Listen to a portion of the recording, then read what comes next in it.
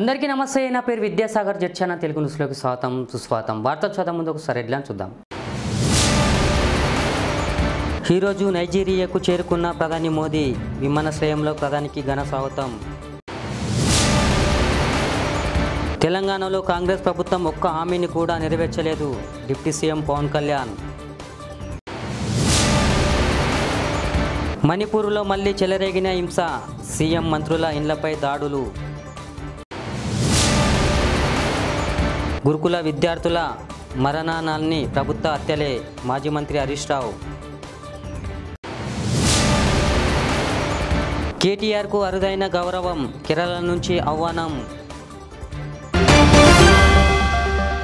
3 దేశాల పర్యటనలో భాగంగా భారత ప్రధాని నరేంద్ర మోదీ ఈరోజు తొలుత నైజీరియా చేరుకున్నారు.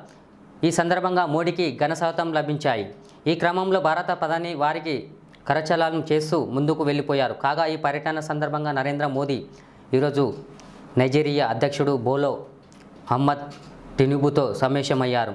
ఆ భేటీలో ఇరు దేశాల ద్వైపాక్షిక సంబంధాలపై ప్రధానంగా చర్చించారు.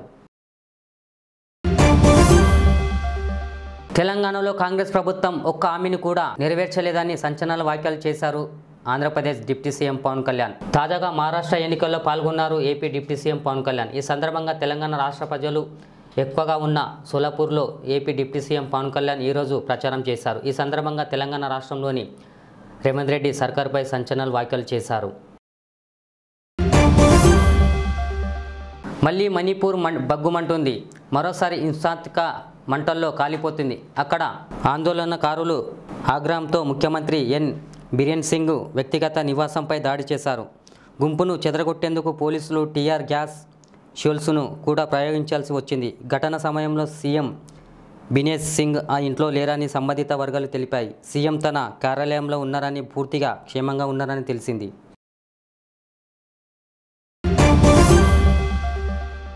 కాంగ్రెస్ పార్టీ అధికారంలోకి వచ్చాక గురుకులలో చోటు చేసుకుంటున్న మరణాలన్నీ సీఎం రేవంత్ రెడ్డి ప్రభుత్వమేనని మాజీ మంత్రి హరీష్ రావు హెచ్చరించారు.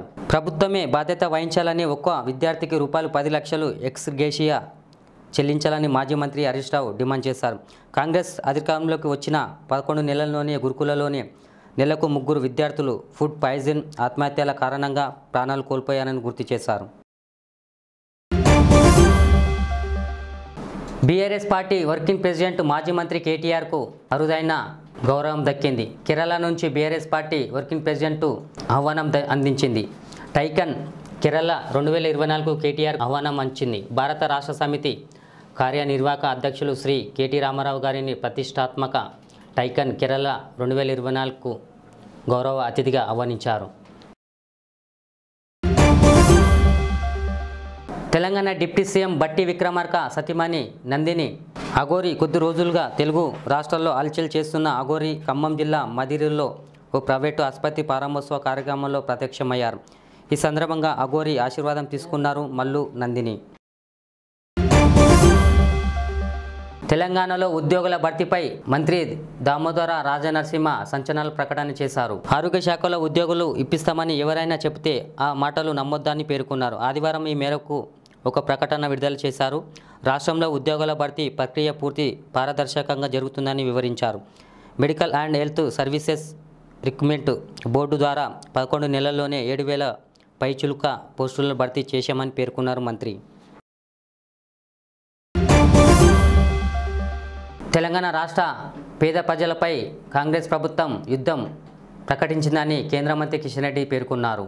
అక్కడ ప్రజలు భయానక పరిస్థితుల్లో ఉన్నారని తెలిపారు మంత్రి. సుమారు 10 మంది గుండెపోటుతో మృతి చెందారని తెలిపారు. ప్రజాపాలన అంటే ఇండ్లు కూలగొట్టడమని నిలదీశారు కేంద్ర మంత్రి కిషన్ రెడ్డి.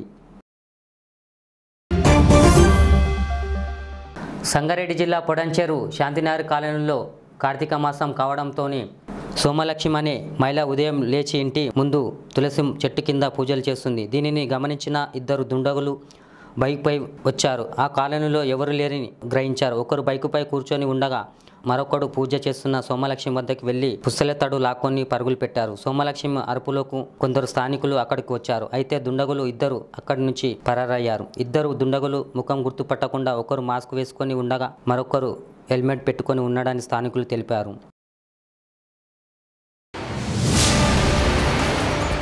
ఈరోజు నైజీరియాకు చేరుకున్న ప్రధాని మోదీ, విమానాశ్రయంలో ప్రధానికి ఘన స్వాగతం.